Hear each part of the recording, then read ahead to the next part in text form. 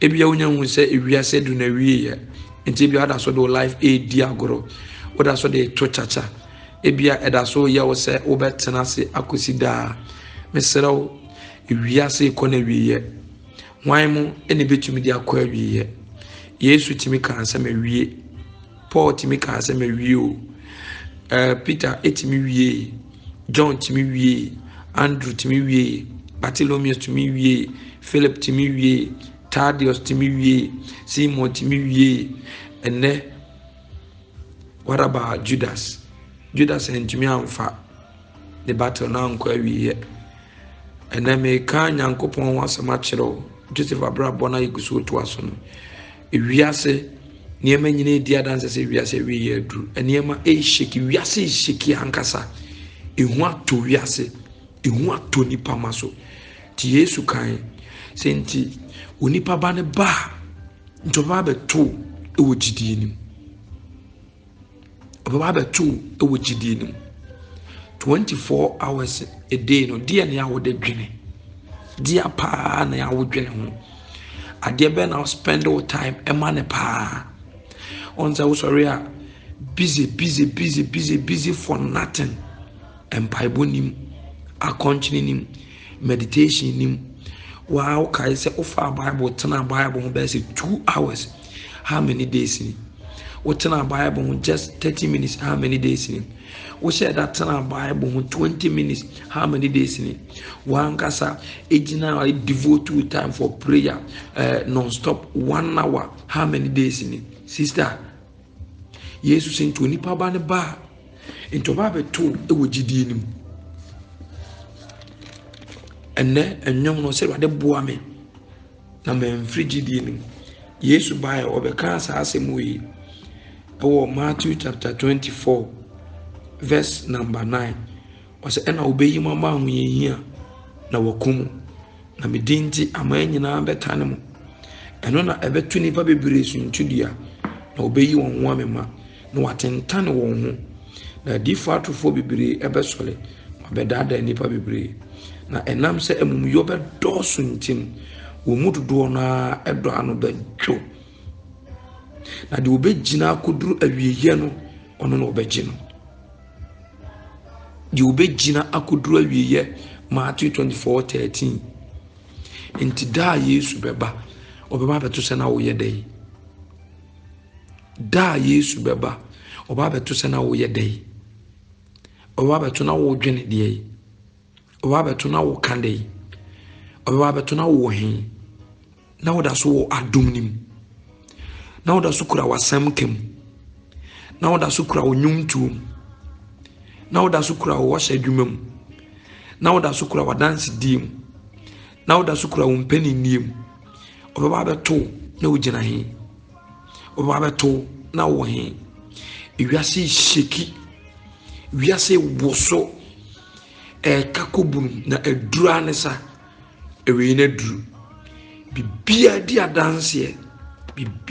adanse ena no pay minianom be ma menum amola Yesu amutie yenyina ye kan intasem aye osoro Nyankopon asem hwe otu ani wo wiase ai say de ekoso nyina aye otan aye oham aye okon ya dani Judas ye huma ya tentane ye ho ye kunkum ye ho ye kekan ho ise Awurade ho do bia ni mu biem Awurade ho adwene bia ni hu biem Awurade ho dadwene bia ni hu biem Awurade adwuma bia ni woni so biem sahabre ya nkrofo ani abre epe engosra adom obetumi de agina wa hoyehia eba otaya eba no ode wonte sahabre ebi hye kokom bompa epa adom ne ngosra ebi maintain ayonkofo mu ni ewo mu ni Awurade ntem no onte afi na business abba woni so gidi afi na wode wagoro asore afi na wompra twi mu ayedene a wonti jai sister ebreni nie ebre boni mu ana yeduru no awieye na mu na yeduru no bibie di adanse wɔsɛ mumuye ɛdɔ so nti dodoɔ na adɔ ano ɛdwo. The love of so many are wasting cold. Dodoɔ na ɛdɔ ano ɛdwo. Ɔnte Awurade ho anigye wɔ ne mu biem. Ɔnte Awurade ho nka wɔ ne mu biem. Ɔnte Awurade ho hyew bɔ wɔ ne mu biem. Ɛmma ne tim sɛ ɔmmɔ mpaeɛ mpo. Ɛmma ne tim sɛ ɔnyɛ meditation. Ɔmfa Bible nhwɛm. Ɛmma ne tim ɛfiri ne tiri mu akyɛ. Ɔnkae biem. Ɔne wanamonfoɔ ɛnam asase so na ɔtete twa yi. Bɛda watumi ka ɔgye ɔdan kwayem. Ɛbere ne nie sɛ yɛ sɔre gyina. Ɛbere ne nie sɛ yɛ kae Awurade. Ɛbere ne nie sɛ akwan nyinaa mu yɛ kae Awurade. Ɛbere ne nie sɛ yɛ dwe Awurade ho anɔpa.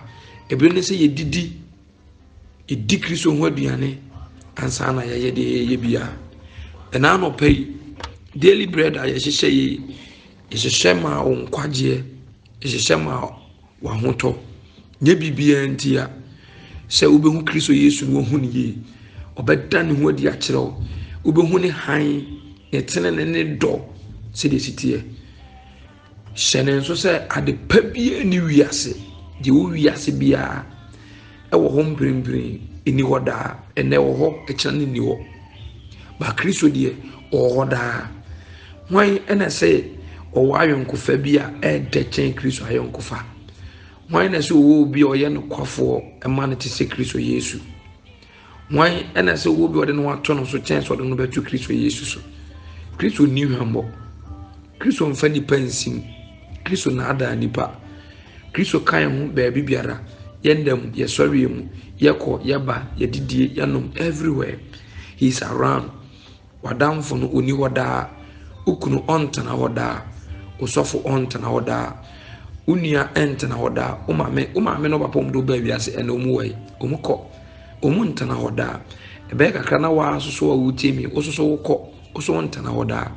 Ɛnɛ Saturday ne no kan asɛm bi fa Joseph ne Yesu.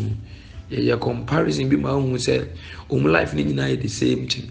Ɛnɛ deɛ mde to aso ama no sɛ yɛhunu sɛ Joseph no yɛ ne papa dɔba a ɔdɔ no sana na Yesu Kristo so yɛ ne papa dɔba a ɔdɔ no baako pɛ. Bible si Yesu ba no ogya n'anim onyam ho bɛfa akwate bi ato ne ho so. Na sɛde yɛhu no ɔyɛ ne nneɛma nyinaa te sɛ akoa. Ɛno nti na owie no ma ne din aburo din nyinaa so. Na sɛ din wie na so obi abɔ a onya nkwa. Wɔn sɛ Joseph so yɛ palm coat and coat of many colors de man. Ebra ye beton na komisrim ye woro sa coat no. The same as Jesus Christ. Ujane ni munyam, sa ni munyam coat of many colors eno na Joseph ni munyam. Ye jifri ni nsem. Yesu so de ujane ho ansa na ɔkɔ. Na ene Kristosum osofo asoleba sofo maame enye bibia se eye nipa ne nipa ntem. Eye nipa ene nipa ntem. Kristosum nyina eye nipa ne nipa ntem. Enya aboa ne nipa ntem. Enye Satan ne nipa ntem. Enye nyame ne nipa ntem. Eye nipa ne nipa ntem. Ene Awurade take resource bi na ode agyaji nipa. Eye nipa enti na ɔse nipa uhu no nipa da bia utimi taache no utimi hu ne situation sɛ wanya amasa nipa na wonyɛ ma wo no Awurade na woyɛ masa nipa na wayɛ ma wo no Awurade. Ene Joseph Awurade na madom so ama wakopie Faro fie ama ene ye be hye Joseph anionyam wo de ofa mu nyina ene nanim onyam hye eba na nanim onyam hye eba aye no ebra edi Yesu sen asennua na so na ebra osoro esesaye na agrada edwudwaye ne nipa ni nyina akọ achi no mu se omadi nkwase asem se onokwafo ni nie agyenkwane nie enso na aye late ba asem a Yesu gina asennua no so kan se eja fa kyew na onim de oye na ade a Yesu ye ni nyina na ye nkwagye ntia enkwagye a ye benya intensame no kan is about words of salvation. Joseph na ne be prove kire say eye nkwagye ntia ene yen kan Genesis chapter na memfa manunsi we ye devotion nti aya ye nche bebree ya mento aso la devotion ni kwan sɛ yɛkyɛ. Genesis chapter 45 verse number 1. Ɔsɛ na afei Joseph antumi anhyɛ ne ho so ɛwɔ wɔn a ogyinagyina ne ho no nyinaa anim, na ɔteɛ mu, momma nipa nyinaa mfiri me ho mfiri adi. Na Joseph ɛreyi ne ho adi akyerɛ ne nuanom, na ɔmaa ne so esui awerɛhosɛm. Na Misraim ne Pharaoh fiefoɔ te, na Joseph ka kyerɛ ne nuanom sɛ, mene Joseph, mɛgya da so te ase anaa? Na ne nuanom antumi ammua no, na mmom wɔn ho dwiri wɔn n'anim. Na Joseph ka kyerɛ ne nuanom sɛ, montwe mpini me. Na ɔtwe mpini no, na wɔse, mene mu nua Joseph a motɔn me ɛbaa Misraim no. Na afei moma no nyɛ mo ya, na mobu mfu mo ho sɛ motɔn me baeɛ, ɛfiri sɛ ɛnkwagyeɛ nti ɛna Onyankopɔn soma me dii mo anim. Hallelujah, hallelujah. Ɛnkwagyeɛ nti ɛna Onyankopɔn soma me dii mo anim sɛ mobɛnya nkwagyeɛ. Joseph agyae asɛm ne mu nyinaa kyɛ, ɔma ne wura fi. Nti ne ba panyin ɔwɔ no, ɔde ne too sɛ, Manase, Awurade ama me wura fi mama ne nyinaa. Ɔse Awurade ama me wura fi amane a me fa mu nyinaa. Wɔyi ne ho adi akyerɛ ne nuanom, wada ne ho adi akyerɛ wɔn sɛ ɔno ani, nanso ɔde wɔn bɔne nyinaa kyɛ wɔn. Ɔgye mu amanaka, ɔgye mu amanaka. Wɔn sɛ this week mikodi asɛm mmienu bi a enipa enuafoɔ mmienu the same blood ɔma yɛ aka for 30 years.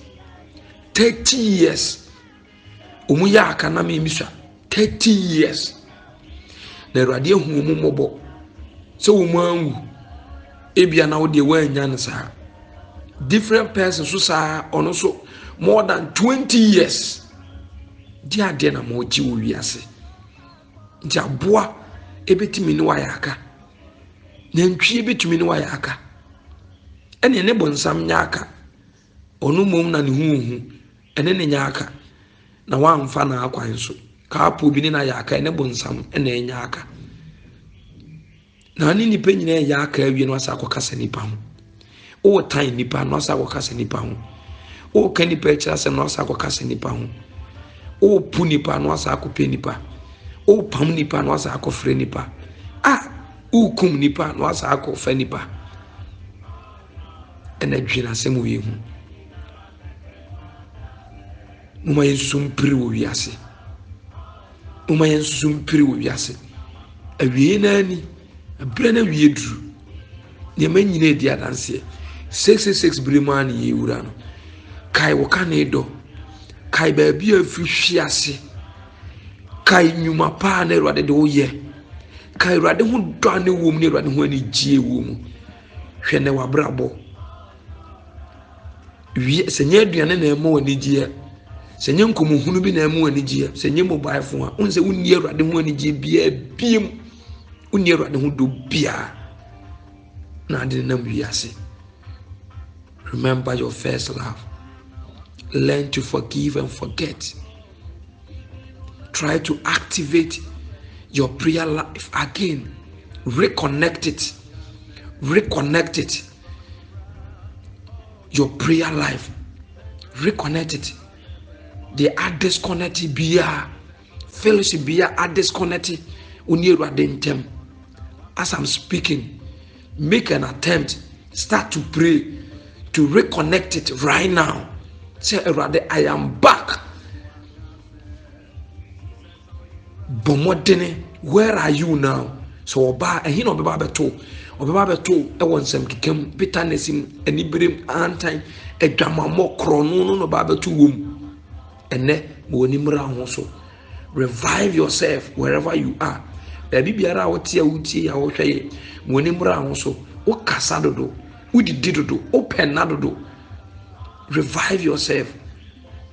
Nkomo hunu no edoso Was say let physical exercise be little. You spend your time on unnecessary chatting, matters, issues and add anything to your life. And for papa bianca wabrabon intimi push you forward.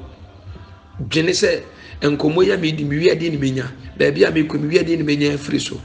O predo. Hwiye nwa new crabro. Wase ebre ye wo mu yi ebre bone hwe wadagye se na ye na bone de na ado bre ye o spend all time on mobile phone de na ado bre eye ene ya kanya memu no kra chew dwina semi ho ebra wo bepie minim se erade da so ti ase ona so hwe wanim he still working ona so work mo so obeba fie enye so wayi nani anase ne refu obi isu ene obi kra araho me nsu ko morning so be kwa revival na o communication and disconnecting sa reconnecting bi ko activate o prayer life ne bi obi timi ka se me yi na wu ntimi me say ko renew me ko activate ni bi ene ko activation for our spiritual life. Kristo da so hwe woni awurade nhyira onti na nimu nkyira wo na wo ntumi nyina adum ni mu enkusi awie awurade nhyira wo na wonye wakase